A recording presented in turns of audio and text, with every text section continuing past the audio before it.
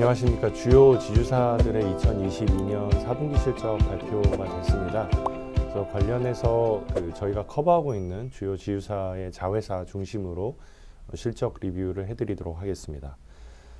제목은 알짜 계열사에 주목할 때라고 적어놨는데요. 실제로 주요 지주사들의 비상장 자회사들의 실적이 상당 부분 개선이 된 것으로 확인이 되고 있습니다. 한번 CJ사부터 시작해서 살펴보도록 하겠습니다. CJ 지주사의 자회사 중에서 핵심은 첫 번째로 CJ 올리브영을 보시면 될 것 같습니다. 잘 아시는 업태죠. 뷰티 관련된 한 이제 소매 업체라고 보시면 될 것 같고요. 거리두기 해제에 따른 실적 개선이 나타나고 있다라고 보시면 될 것 같습니다. 연간 실적을 보시면은 22년 전체적으로 매출액은 31.7% 성장을 했고 영업이익은 97.5%, 그다음에 순이익은 117% 성장한 2,081억 원을 기록을 했습니다. 총 점포수 증가율은 YY로 2.7%를 기록을 했는데요.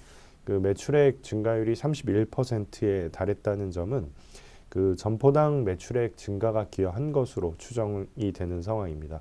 아무래도 거리두기 해제에 따른 인당 매출액의 증가라든지 혹은 해외 입국자의 증가로 인해서 점포별 매출액이 증가한 게 아닌가라고 추정을 하고 있습니다.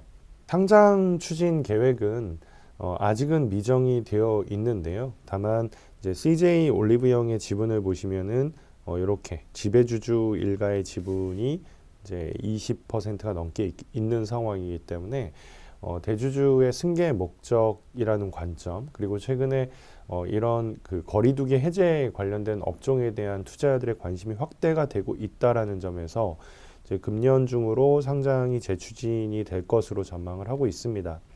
현재 CJ는 CJ 올리브영의 지분을 51% 소유를 하고 있기 때문에 만약에 시장에서 예상이 되는 것처럼 CJ 기업 가치가 4조 원에 달하게 된다라고 가정을 하면 그러면 CJ 주가에도 상당히 도움이 될 것으로 전망을 하고 있습니다.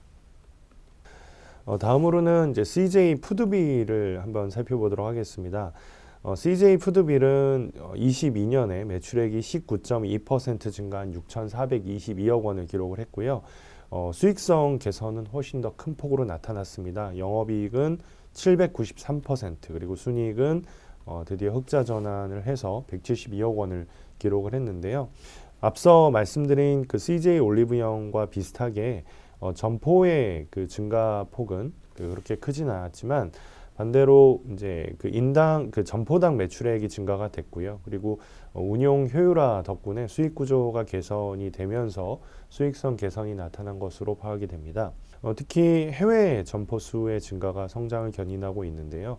21년도 말 기준으로는 182개에서 22년도에는 209개로 증가를 했는데 해외의 베이커리 사업이 호조를 보이면서 매출과 영업이익이 큰 폭으로 성장을 한 것으로 파악이 됩니다. 아무래도 이쪽에서도 K푸드, 한류와 관련된 열풍이 불고 있는 것으로 판단이 되는 상황입니다. 다음으로는 롯데그룹의 22년 4분기 실적에 대한 리뷰를 드리도록 하겠습니다. 먼저 편의점인 코리아7을 살펴보겠는데요. 인수 합병을 통해서 외형 확장이 됐다라고 제목에 적어놨습니다. 미니스톱 인수 효과를 말씀을 드리는 거고요. 이거 관련해 가지고 매출액은 6,700억 정도 증가를 했고, 다만 이제 수익성은 마이너스 130억 정도의 영업이익 영향을 받은 것으로 추정이 됩니다. 영업이익이 이제 다소 줄었던 거는 아무래도 미니스톱 관련된 PMI 비용 증가가 나타나면서 이제 숫자가 부진했었는데요. 이제 올해 안으로 100% 전환 목표를 갖고 있기 때문에 매출 증가에 따른 규모의 경제 효과가 수익성으로 나타나지 않을까라고 추정을 하고 있습니다. 이 점포수는 21년도 기준으로 11,173개에서 22년도에 14,265개로 증가가 됐고요. 이제 관련해서 점유율은 26.4%까지 증가를 했습니다.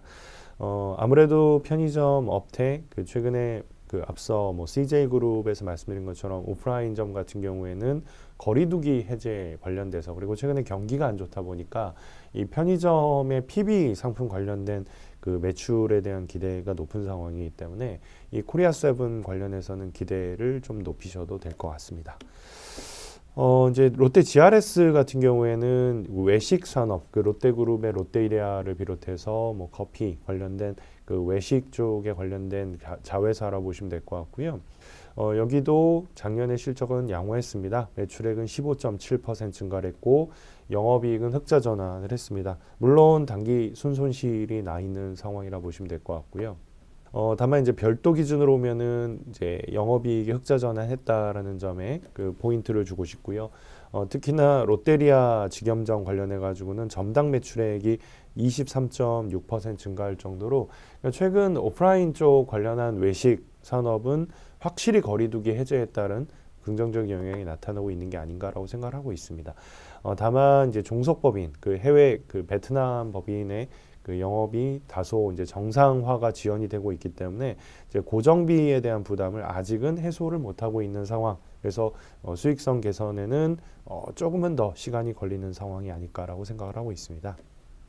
다음은 이제 글로벌 로지스고요. 이 글로벌 로지스 같은 경우에는 가장 그 좋았다. 이 롯데그룹 자회사 중에선 가장 좋았다라고 말씀드릴 수 있을 것 같은데 매출액은 이제 3.9조, 매출 성장률은 21.8%, 영업이익은 626억 원, 영업이익 증가율은 무려 46.8% 기록을 했습니다.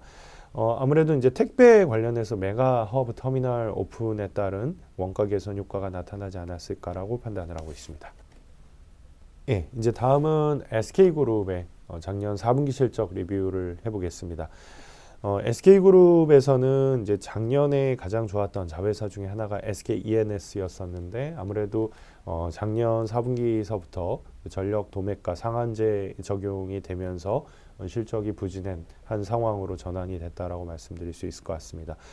여전히 매출액은 YOY로 29.9% 증가를 했지만 영업이익은 적자 전환을 했고요. 이제 최근에 S&P를 보면은 상당히 강세를 유지하고 있는데 아무래도 S&P 상한제가 적용이 되다 보니까 그 실적에 영향을 받고 있는 상황으로 보시면 될 것 같고요. 또한 이제 작년 6월달에 화재가 났었던 그 프리포트 쪽에서의 LNG 그 도입 차질 영향이 아직은 지속이 되고 있었기 때문에 그래서 적자를 기록한 것으로 추정을 합니다. 이 S&P 상한제 같은 경우에는 올해 내내 그 지속이 될 거라고 생각을 합니다. 아마도 올해 연말까지는 S&P 상한제가 적용이 되면서 S&P의 강세하고는 별개로 E&S의 숫자 수익성에 대해서는 여전히 좀 우려가 남아 있을 것 같고요. 다만 작년 하반기보다는 좀 상황이 개선될 거라고 보여지는 변수는 이 프리포트 쪽의 터미널 요게 재개가 될 것으로 판단을 하기 때문에 아무래도 트레이딩 쪽에서는 수익성 개선이 나타나지 않을까라고 생각합니다.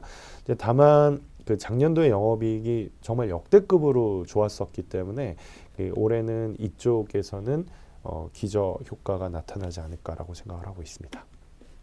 다음은 이제 SK팜테코입니다. SK팜테코는 아무래도 좋습니다. 예, 여기는 매출 증가율이 한 17% 증가했고 영업이익은 69% 증가를 했습니다.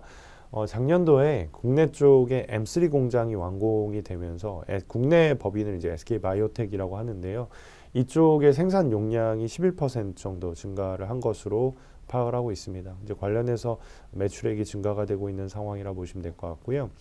그 앞으로의 기대치는 이포스캐시 쪽인데요. 이포스캐시는 이제 그 프랑스에 있는 유전자 치료제 관련된 그 CDMO라고 보시면 될 것 같고 이쪽은 이제 2023년 중으로 상업 설비가 완공이 될 예정이고요. 24년 중으로 가동이 될 것으로 예상을 하고 있습니다.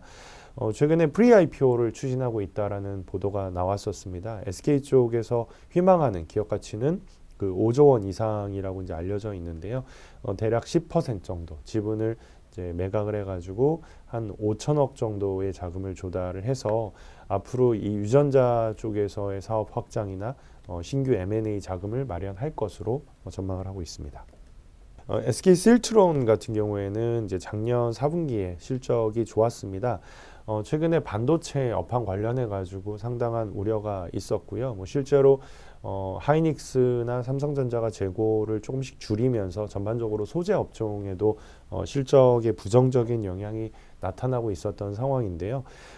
다만 이제 SK 실트론 같은 경우에는 이제 그런 영향을 다소 덜 받았다라고 말씀드릴 수 있을 것 같고, 가장 큰 이유는 아무래도 장기 계약 비중이 상당히 크기 때문에, 그래서 이런 부분들이 상대적으로 좀 실적에 긍정적인 영향을 미치지 않았을까라고 생각을 하고 있습니다. 이제 올해 그 기대가 되는 부분은 요 실트론 CSS, 요 SiC 웨이퍼를 담당하는 부분인데요. 아무래도 전력 반도체 시장에 대한 기대치가 높은 상황이기 때문에 이쪽에서의 매출 증가가 나타나면 이제 SK 실트론의 상대적인 내러티브가 강화가 될 것으로 판단을 하고 있습니다. 다음은 SK 머티리얼즈입니다. SK 머티리얼즈는 이제 2022년도에도 실적이 상당히 좋았었습니다. 매출액은 QoQ 베이스로 4.6% 증가했고, 아무래도 이제 반도체 업황에 대한 영향을 받다 보니까 영업이익은 마이너스 10.4% QoQ로 감소를 했는데, 뭐 그럼에도 불구하고 다른 반도체 소재 업종에 비해서는 상대적으로 양호한 실적을 기록했다라고 보시면 될 것 같고요. 특히 올해는 요 실리콘 관련된 음극재 판매 양산을 하고 판매를 개시할 것으로 보고 있기 때문에, 이제 이쪽에서의 성과가 나오게 되면 이제 이 SK 머티리얼즈의 성격이 다소 바뀌게 되겠죠. 이 전기차 쪽으로 확장이 되는 그림이기 때문에, 그래서 이런 부분들이 좀 기대를 가져갈 수 있는 부분이 아닐까라고 생각을 하고 있습니다. 예, 지금까지 지주사들의 주요 비상장 자회사들의 2022년 4분기 실적 중심으로 정리를 해드렸습니다. 뭐 전반적으로 말씀드린 것처럼 최근에 경기 침체라든지 뭐 매크로에 대한 불확실성에도 불구하고 주요 지주사들의 비상장 자회사들은 상당히 좋은 실적을 기록했다라는 점을 말씀드리고 싶고요. 뭐 이런 부분들이 아직은 주가에 좀 덜 반영이 된 상태라고 보여지기 때문에 지주사들은 이제 올해도 계속적으로 관심을 가지셔도 될 것으로 판단을 하고 있습니다. 예, 여기까지 유한타 투데이 설명을 마치도록 하겠습니다. 감사합니다.